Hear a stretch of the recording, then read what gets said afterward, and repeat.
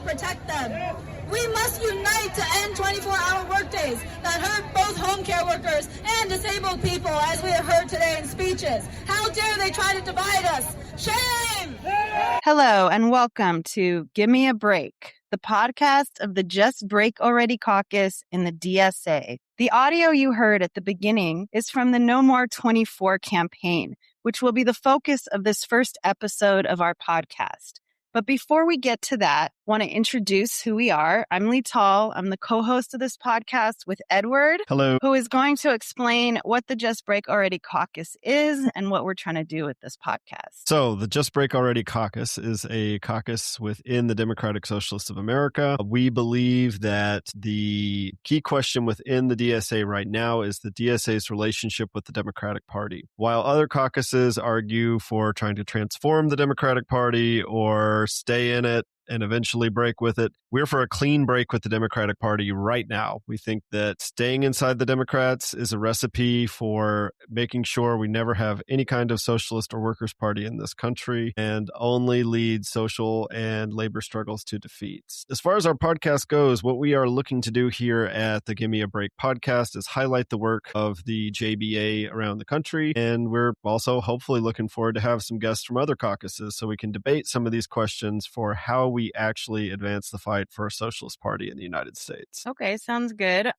It's a Marxist caucus, correct? Of course, just like every other caucus in DSA calls himself Marxist. But, we think for Marxists, it's like, what are you doing in this organization if you're not fighting to break with the imperialist party? Yeah. I feel like people know Marx started the Communist Manifesto with there's a specter haunting Europe, and that specter is communism. And I feel like there's a specter haunting the DSA, and that specter is clean break from the Democratic Party. Yeah, right. Which is very feared among many, especially the right and the leadership of the DSA. So we also want to have a united front in the DSA of all comrades that are for a clean break and encourage them to join us in actually making a real fight inside the DSA for what Edward spoke about, to have a real break so that there can be the potential for a real socialist party in this country. This is our first episode, and we want to have more that cover not just what's happening in New York or Chicago. I'm in New York, Edward's in Chicago, but we also want comrades in the DSA from all over the country to contribute and talk about what's going on in their cities as well. Okay, so we'll start with the topic of this episode, which is the struggle for No More 24. This is a bill that activists from, I think it's called Anti-Woman and Youth Against Sweatshops and other community groups have been pushing for a while now. I think there's been a struggle for like 10 years for a bill to basically ban a 24-hour workday. So this is about home health workers who give home care to sick, disabled patients. And I think this is a particularly New York City thing, but they can work 24-hour shifts and they only get paid for 13 hours. And so it's a pretty big deal, this fight right now. It's crazy that it has to be such a battle for years for a very basic question. So we have a guest today, Monica. She's with the JBA in New York City, and she's been active in this fight here. And so she's going to talk some about why this campaign is so important and what the role of the DSA has been in it, and as well as our quote socialist mayor Mamdani, what he's been doing, and really kind of the Democratic Party apparatus in this city. So if you could tell us a little more about why is this campaign so important? Hi, everyone. Yes, absolutely. So what is really important is that there is a line between the working class needs and the Democratic Party and the insurance companies. And in the DSA, the leadership blocked a resolution that was agreed upon all of the other branches to support No More 24. Now, many people think it's because of the bureaucratic mechanisms inside the DSA. It's true that it's very bureaucratic, but at the end of the day, it's because they are backing Mamdani and the insurance companies and this idea that there's only so much money to go around. So what is the truth? That these shifts that are being done by one individual, a home care worker, lasting 24 hours, could be easily split between two workers, and both of them get paid. But the agencies, the insurance companies, and the government ultimately are profiting from this extra work that a single individual is carrying out. I wanted to read a quote, if that's okay, from a home care worker, because I think listening to the words from, by the way, this is a majority women immigrant workforce. Some of them are not able to get other jobs, obviously, because they have been doing this their whole lives. They went on a hunger strike, and I was there with other comrades from the JBA. And this quote says the following: "Every time I ate, I had to, at the same time, take care of a patient. At nighttime, we had to take care of the patient. So we did not have continuous sleep, often interrupted.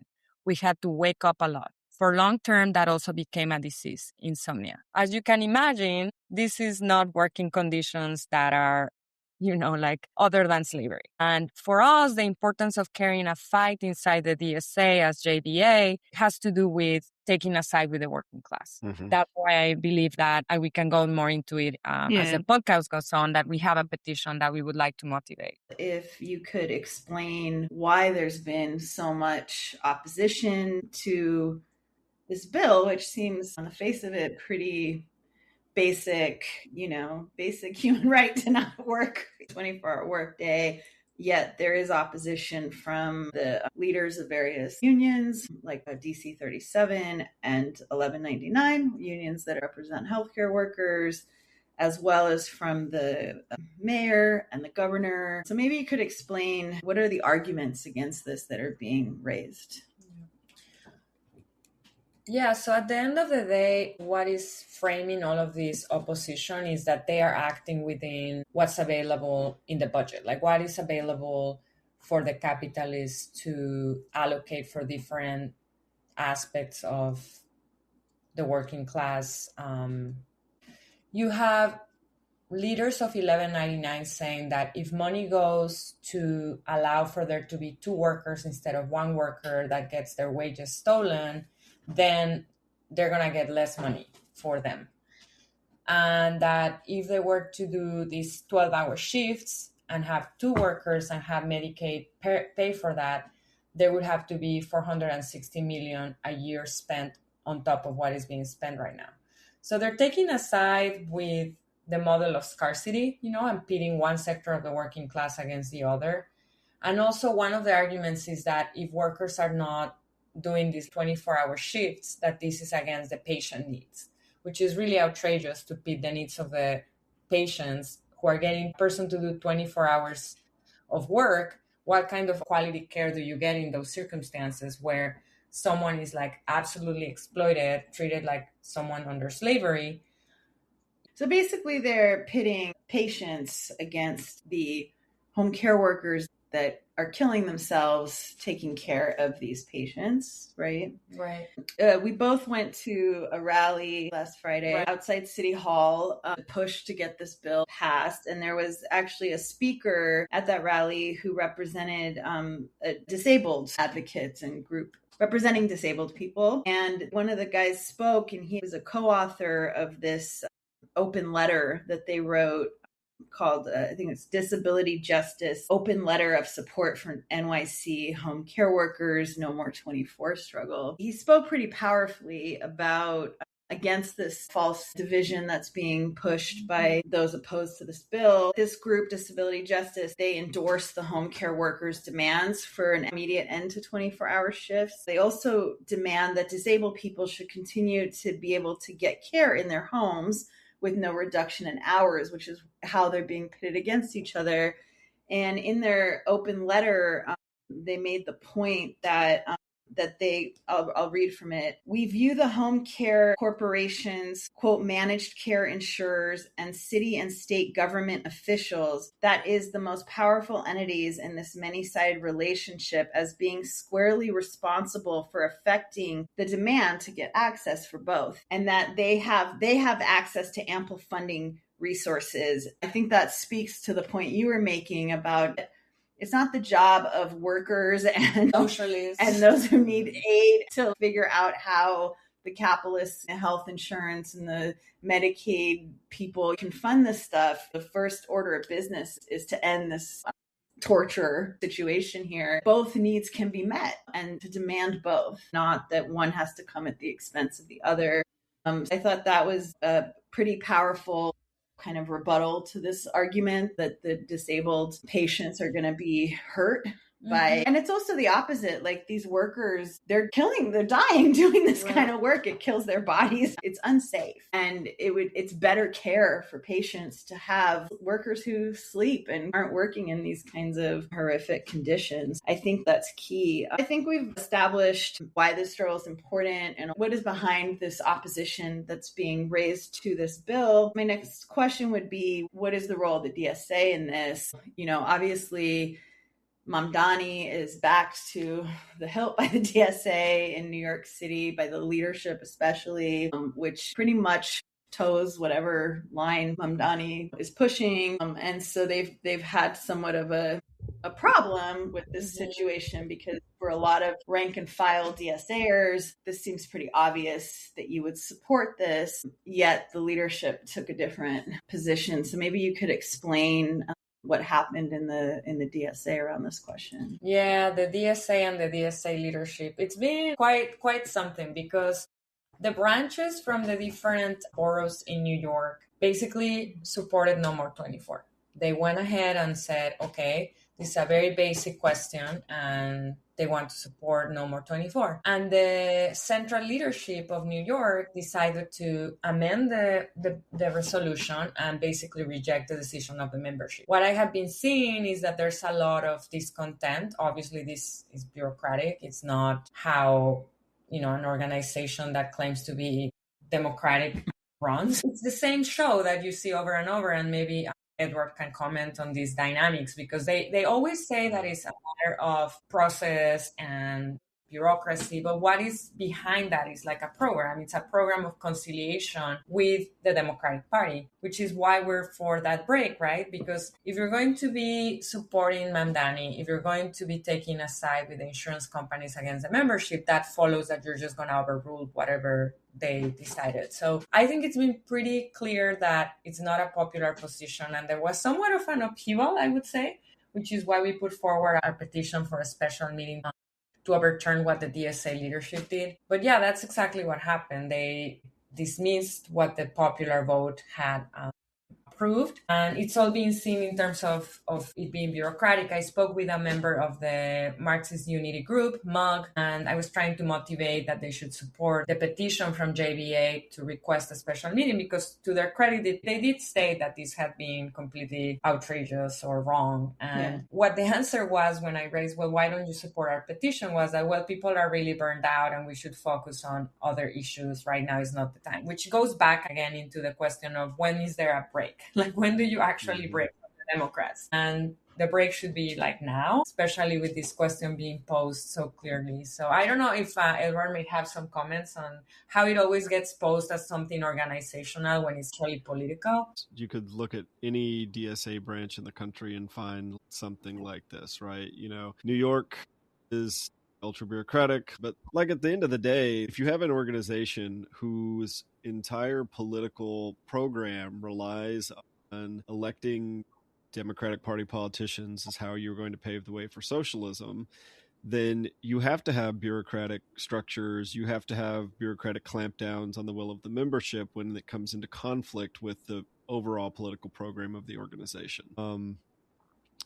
This is a clear-cut case, right? No More 24 is going up against Mamdani in New York, right? Like, he sees this as something that's going to cost the city money. He sees this as something that is going to be bad for his management of the city on behalf of Wall Street, which is the job he's in right now. Therefore, the aspirations of the people in DSA at the rank and file level have to be frustrated, because the organization is hitched to the Democratic Party. They call the shots. Whatever bureaucratic maneuvers have to be undertaken to make sure that continues to be the case, they will take. You can't separate these two things. That's sort of central. You can have as many democracy commissions and reforms as you want to the internal structures, but as long as that link is still there, you are not going to be able to get what the rank and file DSA who wants to fight for socialism, who wants to fight for a socialist party or workers' party, they're not going to be able to get it. Yeah. And I was just going to say one thing before I forget, which is that during May Day, we were there and at Washington Square Park, and Mamdani, I was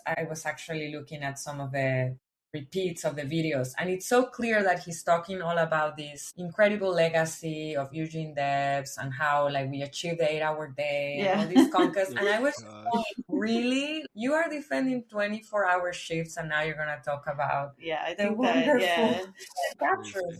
Like totally captures like what Mamdani is. He gives a thing about the 8-hour day. He's the first mayor to address a May Day since Fiorello, LaGuardia. And so it's really hyped up. Like this is evidence of our, quote, socialist mayor. He's quoting Debs. He's doing the whole shtick. And then a few miles away, these home care workers they're protesting him because he won't relieve them of a 24-hour day. I mean, you can't make up a better kind of contrast that way. There was a contingent at May Day, the Spartacist League and Maoist Communist Union marched together. And I thought one of the chants the Maoist Communist Union came up with was really perfect. I think it was like, Zoran, you're a hack, stab the workers in the back. That was like very apropos of literally what was happening at that moment. So I guess to just step back a little on the question of what happened in the DSA, 4 branches overwhelmingly passed a resolution that we voted for as well in support of the No More 24 bill. And after this, the citywide leadership committee, which is a weird thing. I don't think it exists in other, maybe you can correct me if I'm wrong, Edward, but my understanding is that because New York City DSA is so large, there cannot be like branch-wide meetings. Yeah.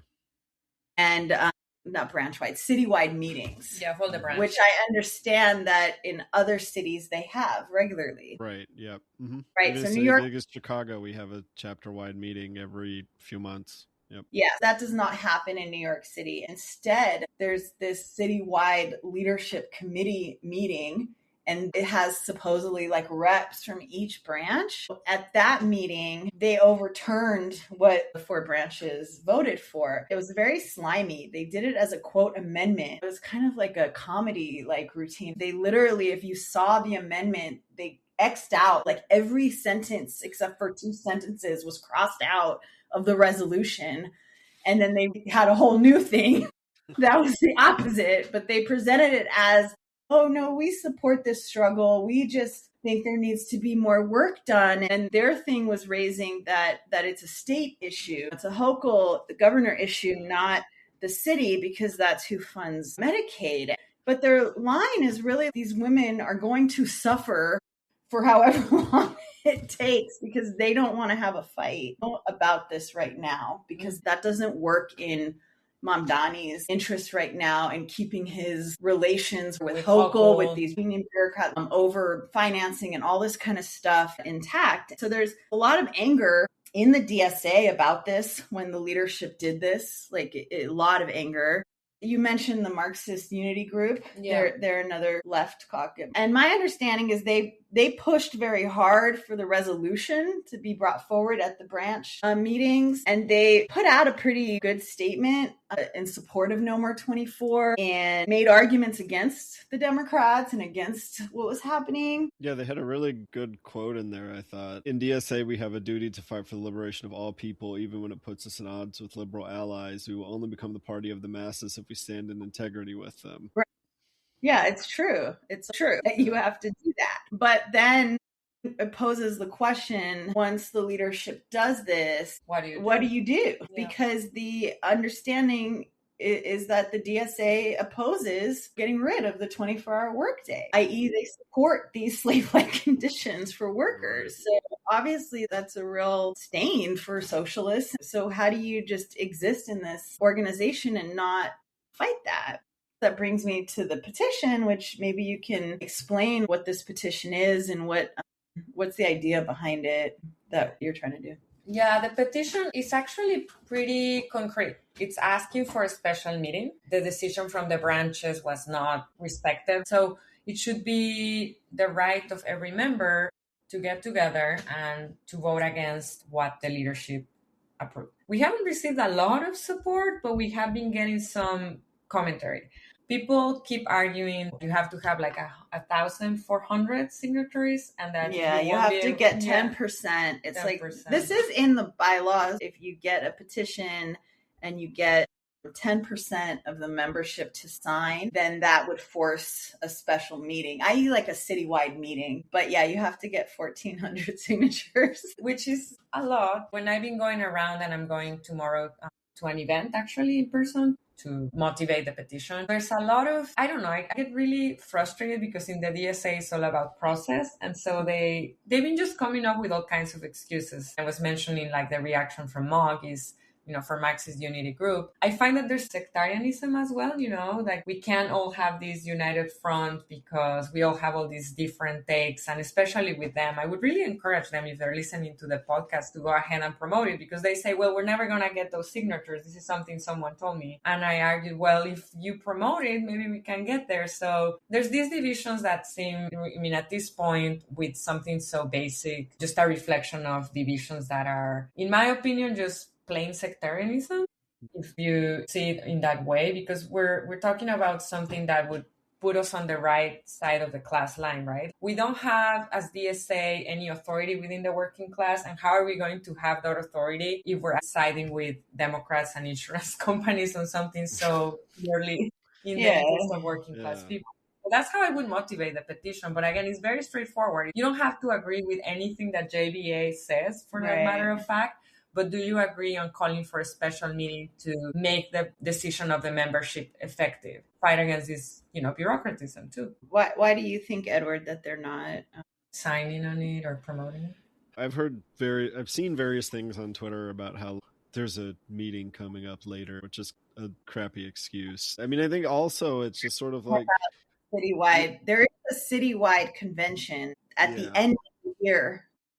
Right. And by that time, like this whole thing could be over. Like, it's now or never for this petition. There's also just being afraid to really take the fight to Mamdani, because this is not the first case where the DSA Left in particular gets all in a tizzy about something Mamdani has done. There was the shooting of Jabez Chakraborty, right? That was going to be a big deal. Nothing happened with the DSA Left on that. There was the Tish was the big one, right? Mamdani kept Tish on his police committee.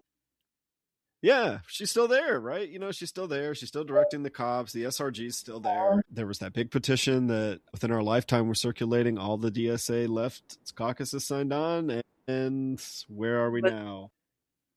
The reality is, if you want to do the things that the left caucuses are talking about, right? You want to be a party of the masses. You want to win the masses over. Like, the masses aren't going to be won over if you won't even wage a fight within your own organization to push forward something that is in their interests. It's this fear of getting on the wrong side of these democratic politicians. Yeah. I think it also goes back to that quote you read from the Mug statement, about like the duty of socialists and integrity. So like the argument I got from somebody in Mug for not supporting the petition was, now is not the time, and that we want to wage a struggle at the citywide convention for leadership. And it's like, well, how are you going to wage a struggle against the right for leadership if you can't wage a struggle right now on this very basic question? Like, how are you going to have any integrity at the end of the year if you're not fighting now? One thing that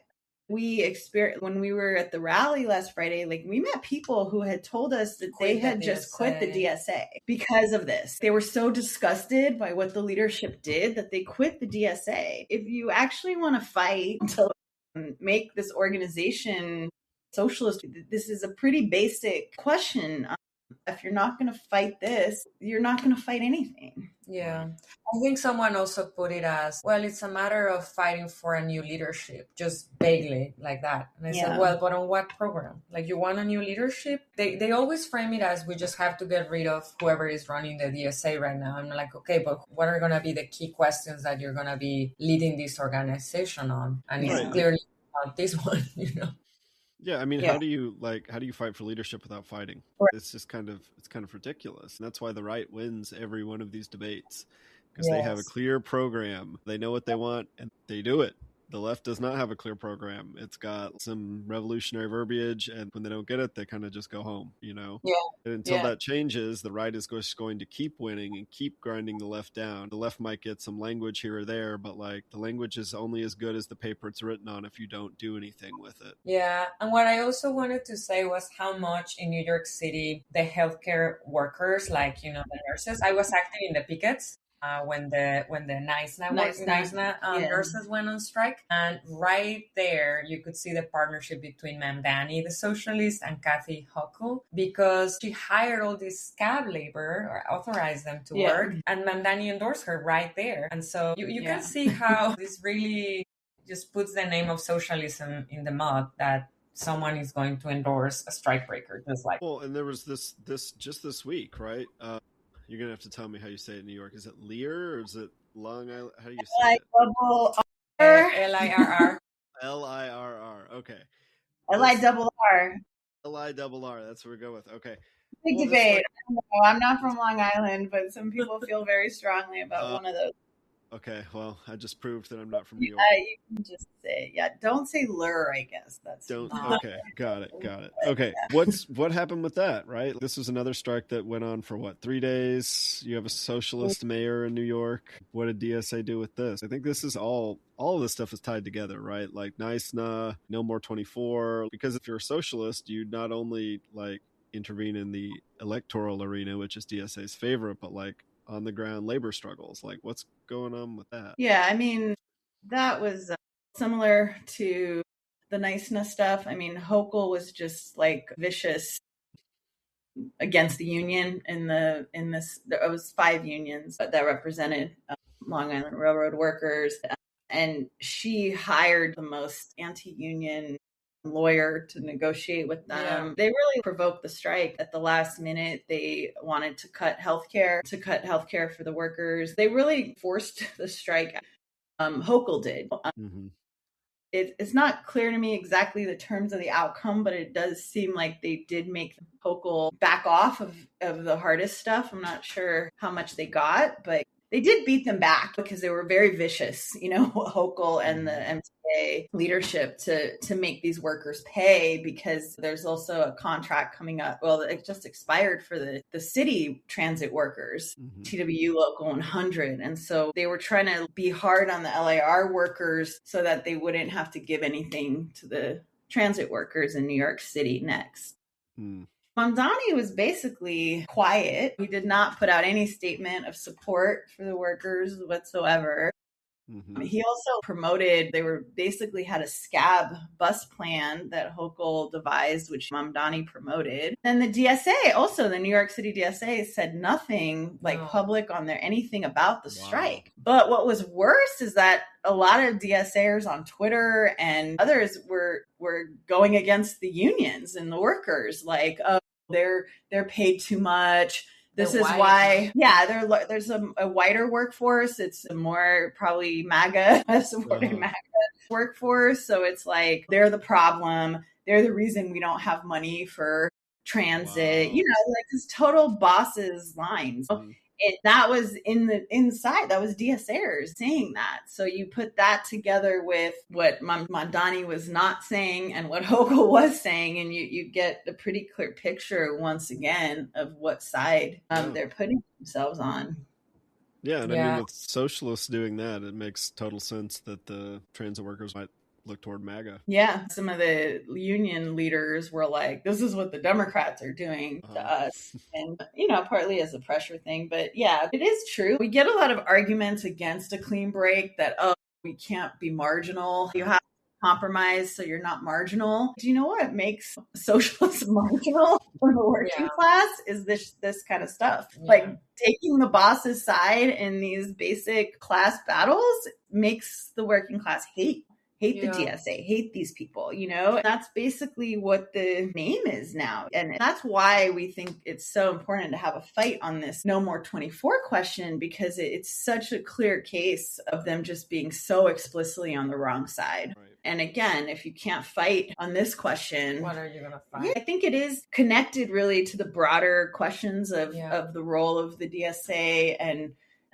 really kind of I don't know, sheepdogs for Mamdani, and that whatever he is doing in the interests of, I think he calls it pothole politics or sewer socialism. I mean, the only thing that's doing is putting the name of socialism in the sewer. Like, that's what's happening right now. If you're going to be a Marxist in the DSA, the only reason to do that is if you're going to actually fight for Marxist politics, which the basic thing is class independence. And a lot of these Long Island Railroad workers were making the point that they can't afford to live in the city where they work, you know, like that they can't.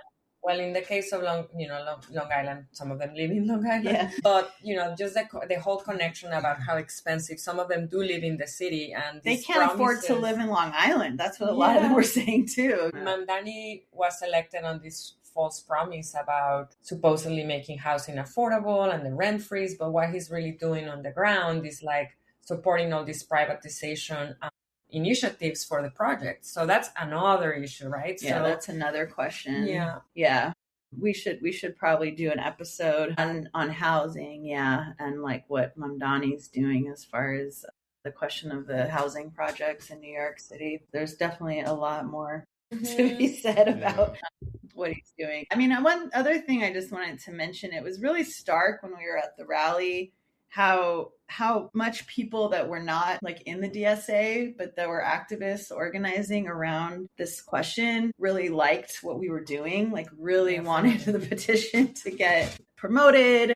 They were really excited and happy that we were doing this, and it was just such a contrast with some of these the internal reaction. Who have really I mean, I think one of the arguments about the burnout was that, people are really burned out by what happened too, the internal being so upset about this anti-democratic move from the leadership, and also just being upset at the position, like that they could have this position, the leadership. But the way that you deal with that kind of situation isn't by like cynicism. It's by actually fighting, it's a very cynical position to write this kind of stuff that's very powerful about what this means, and you have to fight it, and then not actually do anything about it in the DSA. And the other point, the right wing is very vicious against the left, like there's the Groundworks caucus in New York, and they wrote a whole piece against the left on this question. And the response from the left is just to try to compromise, capitulate, instead of fighting back against this. It really gets posed like when this kind of stuff happens very concretely. What is the role? What's the point of having a left in the DSA if they're not going to actually fight? Yeah, I think that's the other thing. Our petition does not say to have a special meeting to break with the Democratic Party. Right. And the petition notes that members of the Queens, Lower Manhattan, Bronx, Upper Manhattan, and Staten Island branches overwhelmingly passed this resolution in support of the No More 24 bill. And what the leadership did was a gross breach of members' democratic rights and a stain on DSA's claim to support workers fighting exploitation, and that this needs to be remedied as quickly as possible. And we're calling for a special meeting of the membership to vote on this resolution and to vote their will on it. It's pretty basic what happened and what needs to happen. And that in itself is like too out there for some of these supposed left caucuses. One of our comrades got a message from one of the branch leaderships trying to find out if the petition was legit. And then when our comrade confirmed that yes, it is, and asked what their opinion was of the petition, they basically did a whole song and dance about, personally, they support the struggle for No More 24 and the original resolution, but they think that some of the language in our petition is a little bit, this is a quote, is a little bit too harsh in its critique of the organization for me to feel comfortable signing on or promoting it. So, harsh, that was the retort. Like, it's a little bit harsh working 24-hour days. I think that just really captures so much about what's wrong with a lot of these, quote, Marxist socialists in the DSA that really can't call the question and wage a fight when it's really desperately necessary. Another thing at the rally somebody told us that the healthcare working group did a post in support of No More 24, and the leadership told them to take it down, which I believe they did. There is a lot of ferment and people are pretty angry. And so that's what we're trying to do with this petition, is give a place for that anger to be constructive and fight inside the DSA. One of the activists organizing these protests, she told us, it's okay if you don't get all the signatures. That's not a loss. Like, the fact that you're fighting this is really the key thing. And even if you don't get all the signatures, it's important that we're fighting for this. To take a stand.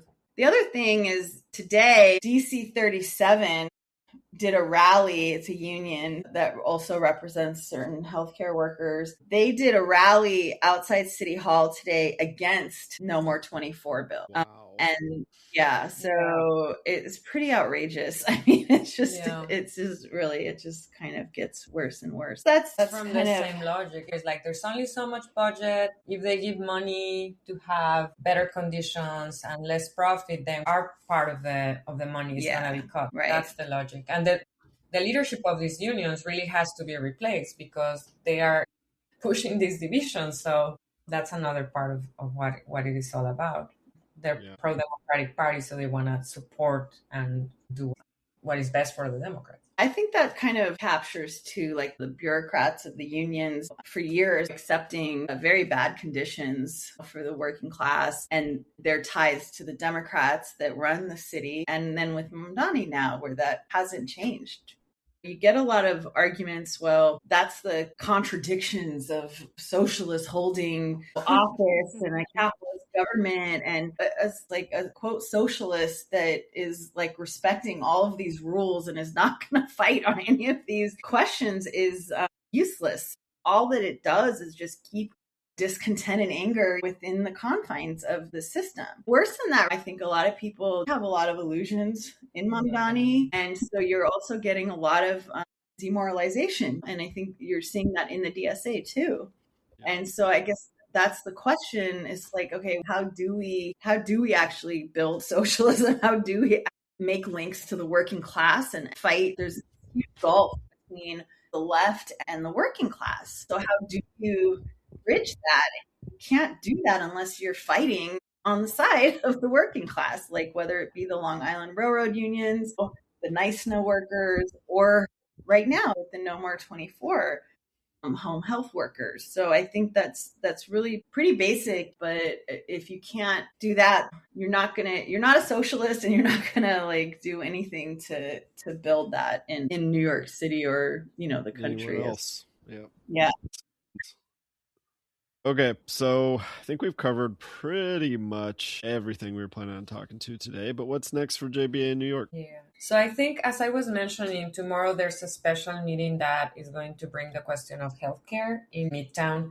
So I plan on going to promote the petition, to get people to spread the word and to get behind it. So that's one opportunity to sign it and spread it around, to get enough signatures to, get this special meeting, and also to make a statement. It's not only about getting that 1,400 people to sign, but also taking a side in this fight. We're going to go see the workers who are going to have another hunger strike, according to what they told us the last time we were there. I believe they had mentioned that. They said that they might, be forced to again because the bill has not been put forward, but nothing has been announced yet. But we're going to keep supporting them and trying to get support at these rallies for the petition as well in the next few weeks, I think. That sounds great. If you're not listening in New York City, if you're here in Chicago or in any of the 50 states DSA has branches in, another way to help support No More 24 and the home care workers in New York is to pass a resolution in your own branch. Help put some pressure